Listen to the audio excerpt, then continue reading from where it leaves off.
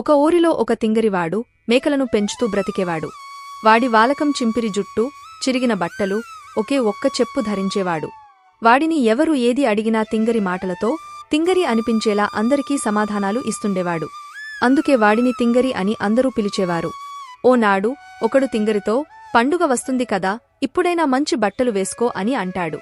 పండగ పండగ అంటారు. ఎప్పుడు పండగ వస్తుందో, ఎప్పుడు వెళ్తుందో, ఎప్పుడు చూడలేదు. ఇదేమి విడ్డూరమో అని తింగరి అన్నాడు. అప్పుడు అవతలివాడు, తింగరి, పండగ ఎలా కనిపిస్తుందిరా అని అంటాడు.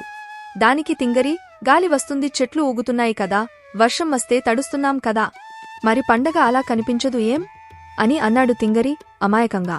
అది విన్న ఊర్లో వాళ్లు నవ్వుకున్నారు, కొందరు చీదరించుకున్నారు.